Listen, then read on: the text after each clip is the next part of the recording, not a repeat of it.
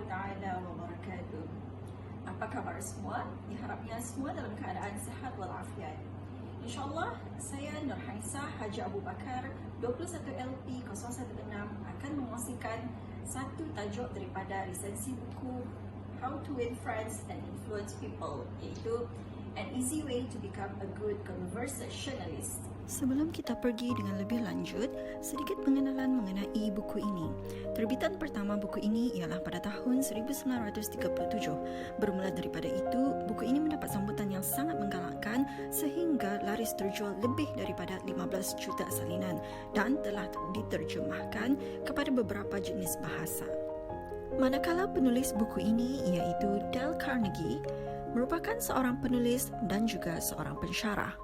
Beliau dilahirkan pada 24 November 1888 dan telah meninggal dunia pada 1 November 1955.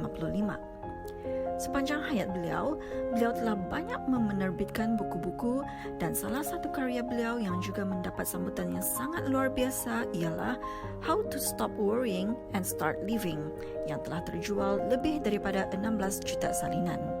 Sinopsis penulisan bab ini menekankan kepada kepentingan mendengar yang boleh memberi respon yang baik kepada tingkah laku orang yang didengar serta membina hubungan yang baik dalam berkomunikasi atau bersosial. Charles W. Eliot, bekas Presiden Harvard, menyatakan exclusive attention to the person who is speaking to you is very important. Dalam bab ini, penulis memulakan penulisan beliau dengan mengongsikan pengalaman beliau sendiri semasa bersosial bersama orang sekeliling. Kemudian, penulis juga mengongsikan cerita-cerita lain dari pengalaman orang lain yang memberi impak positif dengan kemahiran mendengar.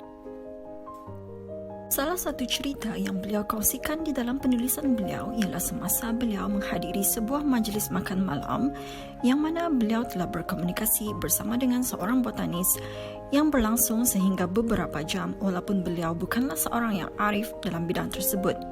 Walau bagaimanapun, dengan sikap beliau menjadi pendengar yang baik, menjadikan botanis tersebut sangat selesa bercerita sehingga memuji beliau sebagai seorang yang most interesting conversationalist walaupun pada hakikatnya beliau tidak banyak bercakap.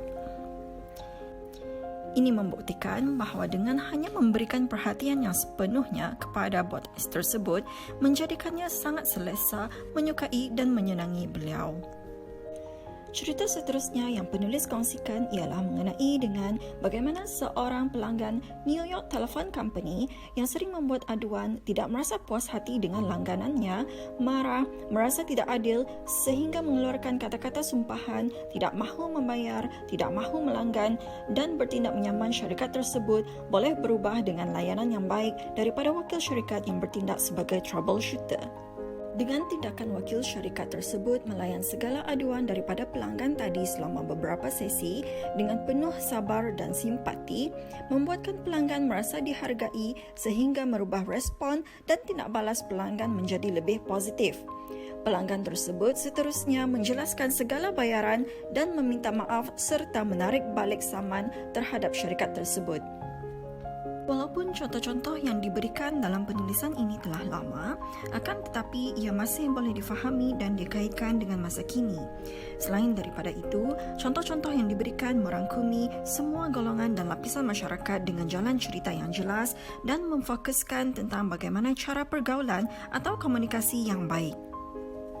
Secara kesimpulannya, siapapun kita, apapun jawatan, pangkat, usia, golongan atau sebagainya, semestinya ingin atau mahu untuk didengari, ingin merasa dihargai, merasa menjadi seorang yang penting. Oleh yang demikian, jadilah pendengar yang baik kerana ia sangat penting dan boleh memberi kesan yang berbeza kepada perlakuan dan tindak balas seseorang. Dan yang penting, jangan mementingkan diri sendiri dan bertindaklah mengikut keadaan. Dan akhir sekali, to become a good conversationalist, be an attentive listener, interested listener, listen passionately, sympathize, empathize, ask questions people enjoy answering, and encourage them to talk about themselves and their accomplishments. Alhamdulillah, sekian sahaja video daripada saya mengenai dengan resensi tajuk saya iaitu An Easy Way to Become a Good Conversationalist. Diharapnya semua akan mendapat manfaat daripada apa yang saya telah kongsikan. Terima kasih. Wabillahi taufiq wal hidayah. Assalamualaikum warahmatullahi taala wabarakatuh.